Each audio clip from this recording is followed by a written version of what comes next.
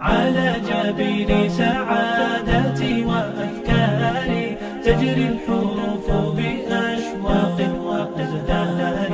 هذه هيا قد سرت للسعد في أمل تروي الجمال بألفان وأطيار. عروسة النور تاج البدر يبرزها نجما يشع بأنوار وأنوار. مبارك زوجها جاءت على درر زوج النقاء بتتويج وإبهار. كل القلوب تناهت في السنة فرحا بالحسن يبرق في حسن وإصرار. كل القلوب تناهت في السنة فرحا بالحسن يبرق في حسن وإصرار. على جبين سعادتي وأفكاري تجري الحروف بأشواق وأزهار. هذه هيا قد سرت للسعد في أمل تروي الجمال بألفان وأطيار. أسماء ترسم ألحان الوفا كلما يبدو بديعا على خير وإيثار.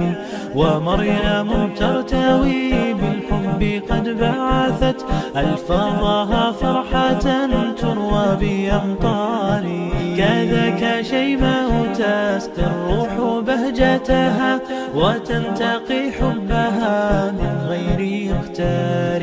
كذاك شيماء تسقي الروح بهجتها وتنتقي حبها من غير اختار.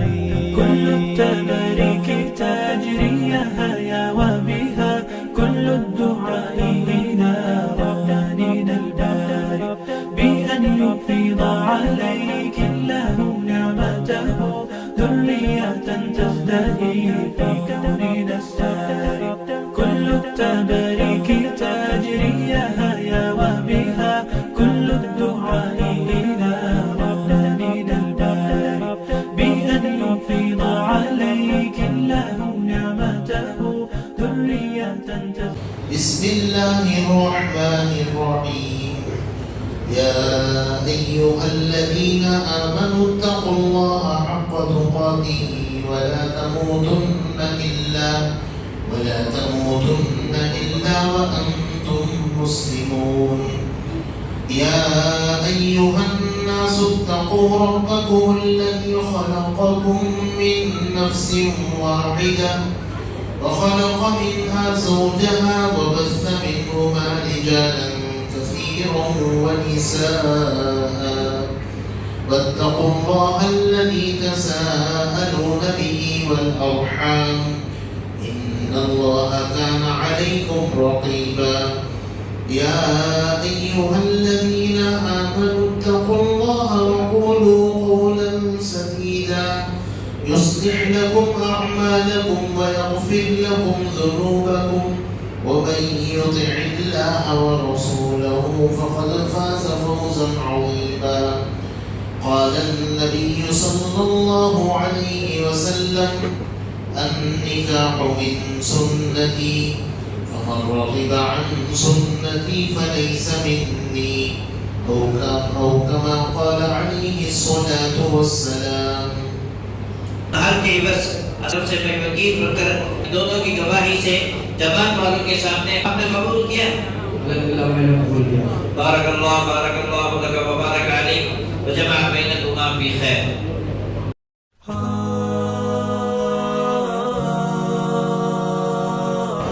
அனைவருக்கும் அஸ்ஸலாமு அலைக்கும் வரஹ்மத்துல்லாஹி வ பரகாத்துஹு. இன்னைக்கு பேரணாம்பட்டு மஸ்ஜித் சேவை குழு உடைய முன்னெடுப்புல இனிஷியேட்டிவ்ல கீட் பேலஸ் உடைய உரிமையாளர் ஹாஜி ஷரீஃப் அவர்களுடைய முழுமையான ஸ்பான்சர்ல இன்னைக்கு 29 ஜோடிகளுக்கு நிக்கா மஜ்லிஸ் இன்னைக்கு நடந்து கொண்டிருக்கக்கூடிய ஒரு கண்கொள்ளா காட்சியை நாம் எல்லாம் பார்ப்பதற்கு நம்முடைய ஹயாத்துல இப்படி ஒரு பாக்கியத்தை நம்ம எல்லாரும் அடைஞ்சிருக்கிறோம்.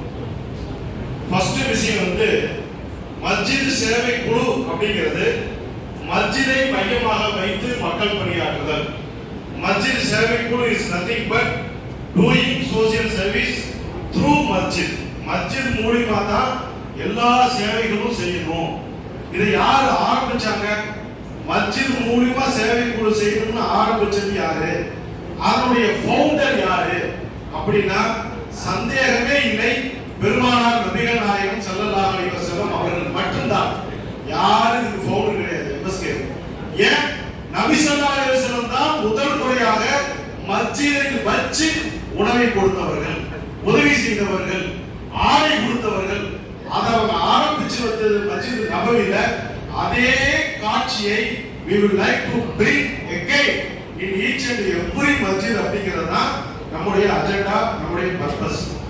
ஆனா அந்த மஸ்ஜித் சேவை குழு இப்ப டெம்பரரியா எந்த ஊருக்கு போனீங்கனாலும் 1100 இடங்கள்ல ஆபரேட் ஆயிட்டு இருக்கு. சவுத் இந்தியால, நார்த் இந்தியால எல்லா பக்கம் இருக்கு. எங்க போய் கேட்டாலும் இப்ப போய் கேட்டீங்கன்னா இந்த மஸ்ஜித் சேவை குழு உங்க ஊர்ல வந்து ஆரம்பிச்சாங்க, அது எந்த ஊர்ல இருந்து வந்தாங்க அப்படின்னு கேட்டீங்கன்னா எல்லா ஊருக்காரங்களும் ஈரோடுன்னு சொல்லுவாங்க. ஆனால் பேரணாம்பட்டு மஸ்ஜித் சேவை குழு அப்படி சொல்ல மாட்டாங்க. ஏன்னு கேட்டா மற்ற ஊர்களுக்கெல்லாம் ஈரோட்டில் இருந்து எம்எஸ்கே மஸ்ஜித் சேவை குழு போனது, பேரணாம்பட்டுக்கு மட்டும்தான் அது காபத்துல்லாஹ்வில் இருந்து வந்தது. அது காபத்துல்லாஹ்வில் இருந்து வந்தது, சஃபா மர்வாவில் இருந்து வந்தது. ஏன்னா நம்ம சவுதி ராஜ்யாரு அங்க உம்ரா போன போது இந்த மஸ்ஜித் சேவை குழுவுடைய செய்திகளை எல்லாம் கேள்விப்பட்டு உள்வாங்கி நேரா வந்து நம்ம பாபாஜான் அப்துல் வஹாப் சாப் அவங்கள்ட்ட வந்து சொல்றாங்க. சொன்ன உடனே அவங்க என்னப்பா அது நல்லதா இருக்குது, கூப்பிடு கேட்போம், என்னை கூப்பிட்டாங்க உட்கார வச்சான்னு கேட்டாங்க. அவங்கள்ட்ட பேசுறதுக்கு அப்புறம் சொல்றேன், உண்மையிலேயே நான் சொல்றது 100க்கு 100 சரியா இருக்கும், நீங்களும் ஒத்துக்குவீங்க. ஒரு உண்மையான இந்த சமூகத்தின் ஒரு தலைவரை இந்த தமிழ்நாட்டில் நீங்க பார்க்கணும்னா அது அப்துல் வஹாப் சாப் தான். ஏன் அப்படின்னா முதல் முறையா வந்து நான் இந்த மாதிரி பல ஊருக்கு பல கிராமத்துக்கு போயிருக்கிறேன். இந்த எம்எஸ்கே பத்தி மணிக்கணக்கா உட்கார்ந்து கேட்பாங்க. எல்லாம் கேட்டுட்டு சொல்ற விஷயம்னா நாங்க யோசனை பண்ணி சொல்றோம் அப்படிங்குவாங்க. அடுத்த மாசம் வாங்கன்னு. ஆனா பாபாஜான் அப்படி சொல்லல. எல்லா முத்தமிழையும் உட்கார சொன்னாரு, நல்லா கேட்டாரு. கேட்டுட்டு அவர் சொன்ன ஒரே ஒரு வார்த்தை, நல்லது தானே, நல்லதுதானே சொல்றாரு, எல்லாரும் செய்யலாமான்னு கேட்டாரு. அந்த ஒரு வார்த்தை தான் இன்று இந்த அளவுக்கு, அந்த ஒரு வார்த்தை போட்ட விதை தான் இன்று மரமாக ஆகியிருக்கிறது. அல்லாஹ் தஆலா அவர்களுக்கு நீண்ட ஆயுளையும் உடல் ஆரோக்கியத்தையும், இது போல சமூகத்தின் மீது அக்கறை உள்ள தலைவரும், சமூகமே பிரியமாக இருக்கக்கூடிய ஒரு தலைவரும் எங்களுக்கு ஒவ்வொரு ஊருக்கும் கிடைக்க வேண்டும் என்று எல்லாம் வல்ல அல்லாஹ்வை துஆ செய்கிறேன். ஆமீன் சொல்லுங்க. கண்ணியத்துக்குரியவர்களே, அடுத்தது நம்ம ஷரீஃப் ஹாஜியார் வந்த உடனே கேட்டேன், ஹாஜியார் உங்களுக்கு எத்தனை குழந்தைங்க அப்படின்னு. 2 பையன் 1 பொண்ணுன்னாரு. தப்பா சொல்லிட்டீங்க ஹாஜியார், கணக்கு தப்பு. இன்னையிலிருந்து இந்த 29 பிள்ளைகளும் உங்க பிள்ளைங்க. இன்னைக்கு நீங்க வந்து ஒரு புள்ளியா, அது ஒரு புள்ள கவுண்ட் வச்சுக்கங்க. 29ஓட ஒண்ணா சேர்த்து 30 பிள்ளைங்க கணக்கு வச்சுக்கங்க. நீங்க 30 பிள்ளைகளை பெருமானார் நபிகள் நாயகம் ஸல்லல்லாஹு அலைஹி வஸல்லம் சொன்னாங்க, நீங்கள் 2 பெண் குழந்தைகளை பெற்றெடுத்து நல்ல முறையில் வளர்த்தி, ஒழுக்கத்தோடு வளர்த்தி திருமணம் செய்து கொடுத்தால் சொர்க்கத்தில் நீங்கள் என்னோடு இப்படி இருப்பீங்க. யாருக்கு யாருக்கு இந்த சுப செய்தி?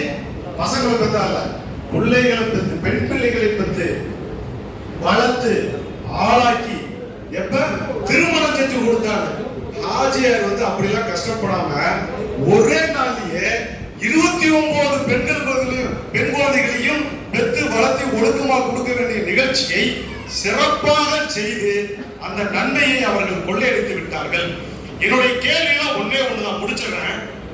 ஊர் உலகத்துல இன்னும் எத்தனையோ செல்வங்களை நான் பார்க்கிறேன். பெருமையா சொல்றாங்க. எனக்கு ஊரை சுத்தி 1700 ஏக்கர் இருக்குது, ஊருக்குள்ள 250 ஏக்கர் இருக்குது. நீ எங்க போனாலும் ஏன் பங்களாவை பார்க்காம போக முடியாது? இதெல்லாம் நான் கேள்விப்பட்ட வார்த்தை. சொத்து அப்படி என் மகனுக்கு வந்து அப்படி செஞ்சுட்டேன், என் மகனுக்கு இந்த தொழிலை சொல்லி கொடுத்துட்டேன், என் மகனுக்கு இத்தனை வீடு வச்சிருக்கிறேன், இதோட விட்டான்னு இல்ல. மகனையும் முடிச்சு பேரனுக்கும் சொத்து. கொள்ளு பேரன் சொல்லுவாங்க தமிழ்ல, கொள்ளு பேரன் எள்ளு பேரன் பாருங்க. Grandson of grandson. அவனை பார்க்க போறதே இல்ல. பார்க்காத கொள்ளு பேரனுக்கெல்லாம் சொத்துக்களை சேர்த்து வைக்கக்கூடிய இந்த செல்வந்தர்கள், கண்ணால் பார்க்கக்கூடிய அண்டை வீட்டார் அயனார்கள் அனாதைகள், ஆதரவற்றோர், அவர்கள் எல்லாம் உங்கள் பிள்ளைகளாக தெரியவில்லையா? அவங்களுக்கெல்லாம் நீங்க உதவி செஞ்சா அந்த பிள்ளைகள் உங்களுக்கு, நல்லா கேட்டுங்க, சொத்தை எத்தனையோ என்னுடைய 15 வருஷ வாழ்க்கையில பாக்குறேன். இந்த 15 வருஷ சேவையில சுத்தாத கிராமம் இல்ல, போகாத ஊர் இல்ல. கேள்விப்பட்ட ஒரு விஷயத்தை சொல்றேன். என் கண்ணு பார்க்க ஒருத்தரை பத்தி சொல்றாங்க, ஹாஜியா அவர் நன்கொடையே கொடுக்க மாட்டேங்கிறாரு எம்எஸ்கேவுக்கு. நான் சொன்னேன், அவரு கொடுக்கலப்பா, எம்எஸ்கேவுக்கு அல்லாஹ் தஆலா அவரு காசை வேண்டாங்கிறான். அவரு கொடுக்க மாட்டேன்னு சொல்ல, அல்லாஹ் வேணாங்கிறான், நீ வாங்காத அப்படின்னு. அப்படியெல்லாம் சொத்தை சேர்த்து வச்சவங்க இறந்துட்டாங்க. அவரு மகனுக அந்த சொத்தை மகனுக்குனே வச்சுட்டு போன சொத்து, யாருக்குமே கொடுக்காத சொத்து இன்னைக்கு எதுல போயிட்டு இருக்கு தெரியுமா? இன்னைக்கு நான் சொல்றது இங்க சொல்றேன், ஜங்கிலி ரம்மியில போயிட்டு இருக்குது. எதுல போயிட்டு இருக்குது? ஜங்கிலி ரம்மியில போயிட்டு இருக்குது. அவர்களே, வாழுகிற காலத்தில் நமக்கு அல்லாஹ் செல்வத்தை கொடுத்தால் அதை அல்லாஹ் அருள் இருக்கிறான். செல்வத்தை ஒரு இடத்துல குர்ஆன்ல சொல்லும் போது, நீங்கள் ஜும்மா தொழுகை நிறைவேற்றி விட்டால் அல்லாஹ்வுடைய அருளை தேடி செல்லுங்கள். செல்வம் என்பது அருள், பணம் என்பது அருள். அது எப்ப அடுத்தவனுக்கு கொடுத்தா தான் அது அருள், இல்லை என்றால் அது ஒரு இருள். ஊரெல்லாம் சொத்து இருந்தாலும் உன் கபரு எங்க இருக்குன்னு உன்னால சொல்ல முடியுமா? உசுரோடு இருக்கும் போது. மௌத்தா போனதுக்கு அப்புறம் கியாமத் நாள் வரைக்கும் எத்தனை ஆயிரம் வருஷம் அந்த கபர்ல கிடக்க போறோம்னு தெரியல. ஆனா அந்த இடம் எங்கேயும் நமக்கு தெரியல. ஆனா ஊரெல்லாம் சொத்து சொத்துன்னு சொல்வதை விட அந்த சொத்துக்களை, அதாவது தமிழ்ல திருவள்ளுவர் சொல்லுவாரு, செல்வத்தின் பயனே ஈதல், பணத்துடைய நோக்கமே கொடுக்கிறதா. பணம்னு ஒண்ணு இருந்தா அதை அடுத்தவனுக்கு கொடுக்கிறதா. அந்த அடிப்படையில இன்னைக்கு ஹாஜியார் அவங்க, ஷரீஃப் ஹாஜியார் அவங்க 29 பெண் பிள்ளைகளை தேர்வு செய்து, சொல்ல போனா தேர்வு செய்து சரியான ஜோடியை அமைத்து கண்ணியமாக இந்த கல்யாணம் நடத்துறாங்க. இந்த திருமணத்துக்கு நாங்கள் வைத்திருக்கிற பெயர், சாரி, நபி ஸல்லல்லாஹு அலைஹி வஸல்லம் வச்ச பெயர் என்ன தெரியுங்களா? இந்த திருமணத்துக்கு எல்லாரும் நல்லா சொல்லுங்க, திருப்பி சொல்லுங்க எல்லாரும். யாரு கேட்டாலும் என்ன திருமணத்துல போய் கலந்துக்கிட்டீங்கன்னு சொன்னா, இங்க வந்திருக்கக்கூடிய அத்தனை பேருமே இன்னைக்கு சொல்ல வேண்டிய வார்த்தை, நாங்கள் பரக்கத்தான திருமணத்தில் கலந்து கொண்டோம். சொல்லுங்க, பரக்கத்தான திருமணம். சொன்னது யாரு? சொன்னது யாரு? நபி ஸல்லல்லாஹு அலைஹி வஸல்லம். ஆதாரமான ஹதீஸ். எவர் ஒருவர் எந்த திருமணத்தில் சுமை குறைவாக இருக்கிறதோ, சிரமம் குறைவாக இருக்கிறதோ, செலவு குறைவாக இருக்கிறதோ, அந்த திருமணமே சிறந்த திருமணம் என பெருமானார் ஸல்லல்லாஹு அலைஹி வஸல்லம் அவர்களால் the best நிக்கா என சொல்லப்பட்ட பரக்கத்து நிறைந்த நிக்கா இந்த நிக்கா.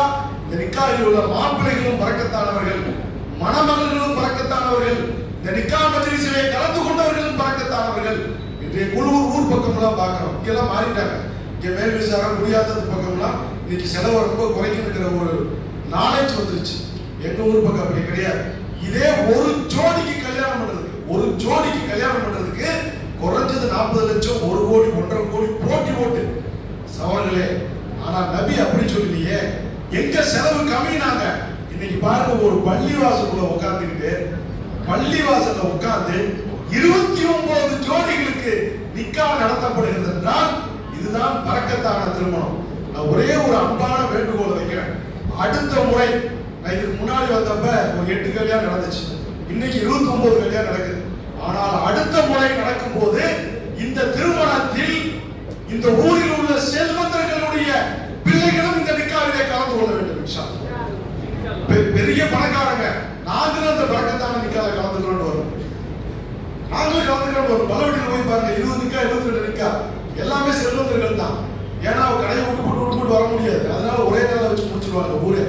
அது மாதிரி அடுத்த முறை இந்த நிக்கா மஜ்லிஸ் என்பது இது ஏழைகளின் நிக்கா அல்ல, பெருமானார் ஸல்லல்லாஹு அலைஹி வஸல்லம் நமக்கு சொன்ன எளிமையான நிக்கா இந்த நிக்கா.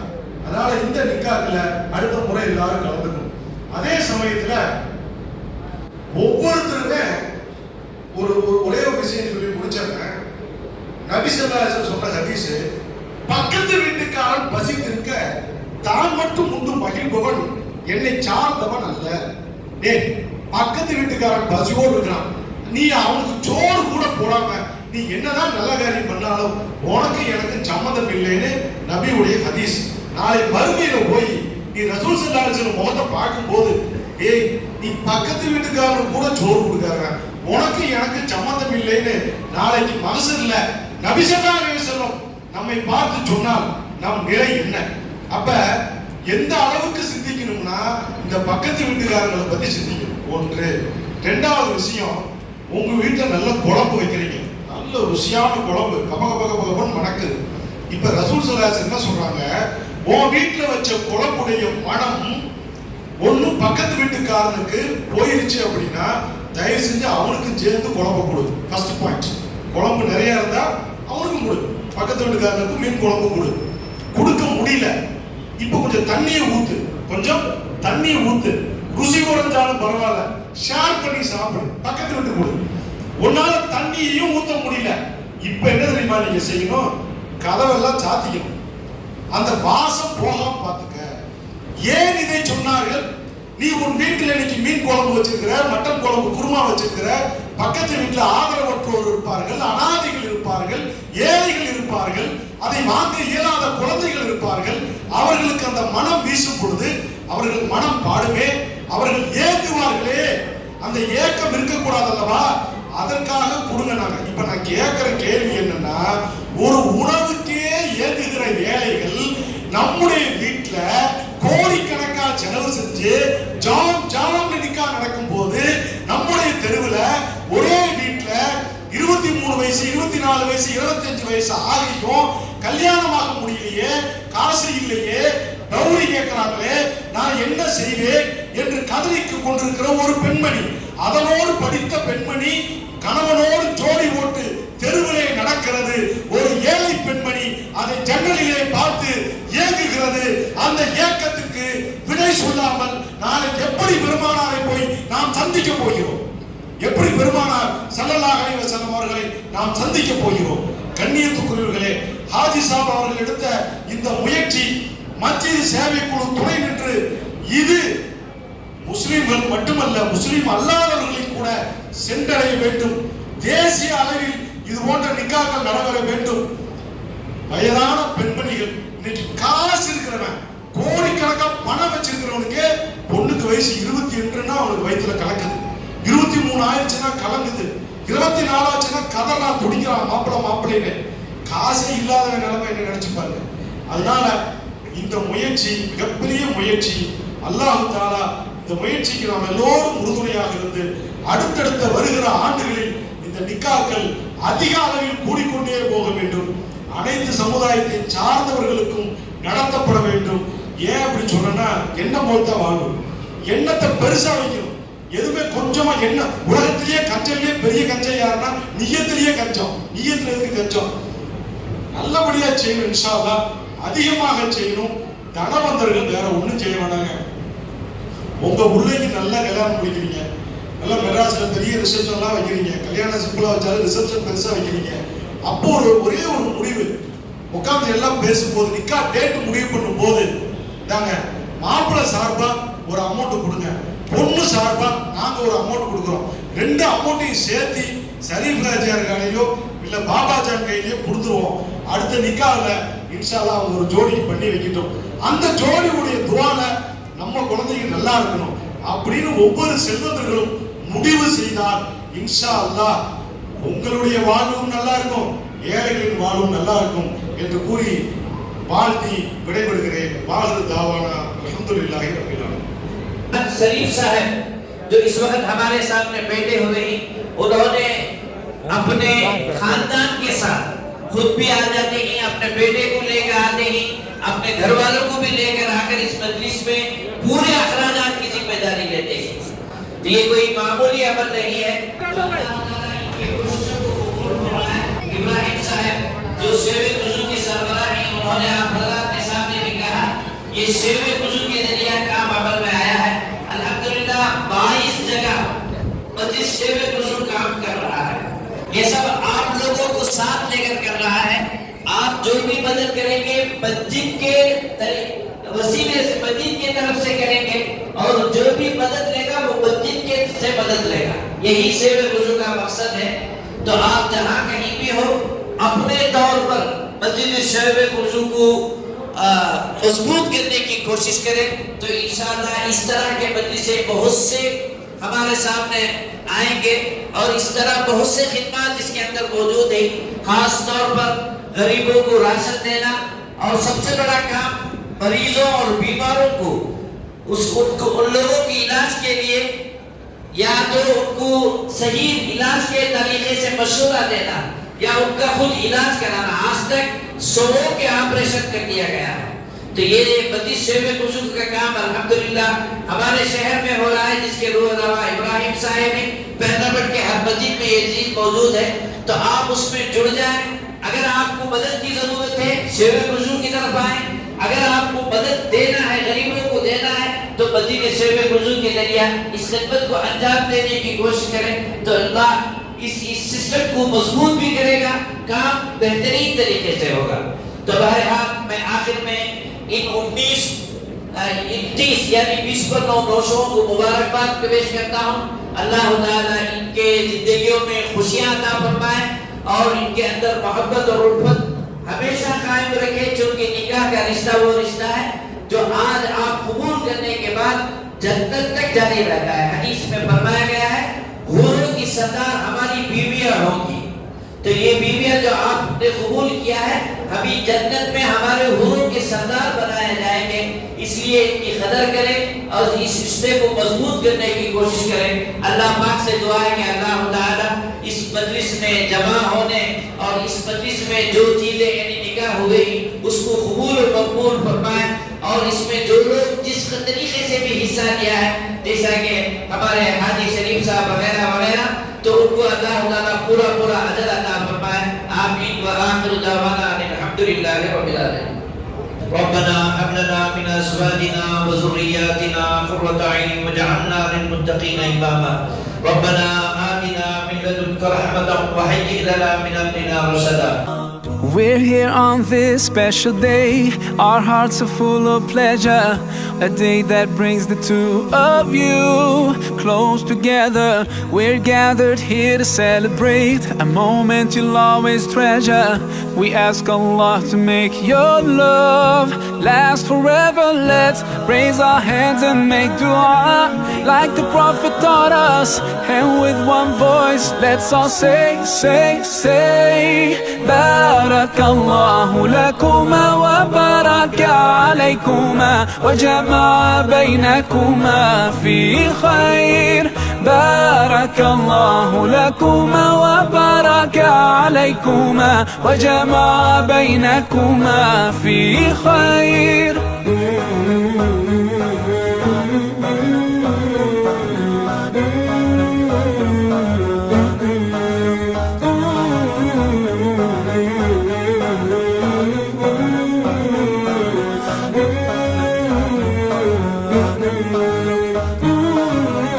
From now you'll share all your joys, through hardships support each other, together worshiping Allah, seeking His pleasure. We pray that He will fill your life with happiness and blessings, and grant you kids who make your home filled with laughter. Let's raise our hands and make dua like the Prophet taught us, and with one voice let's all say بارك الله لكما وبارك عليكما وجمع بينكما في خير. بارك الله لكما وبارك عليكما وجمع بينكما في خير.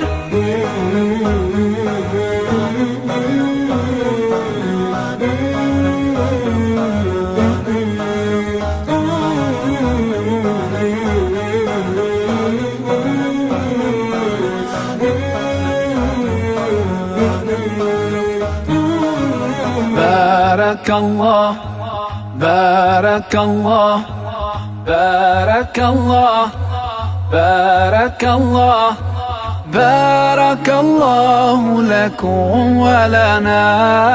بارك الله لكم ولنا. الله بارك لهما الله أدم حبهما الله صل وسلم على رسول الله الله تب علينا الله ارضى عنا الله اهد خطانا على سنة نبينا. Let's raise our hands and make dua like the Prophet taught us, and with one voice let's all say بارك الله لكما وبارك عليكما وجمع بينكما في خير. بارك الله لكما وبارك عليكما وجمع بينكما في خير. بارك الله لكما وبارك عليكما وجمع بينكما في خير.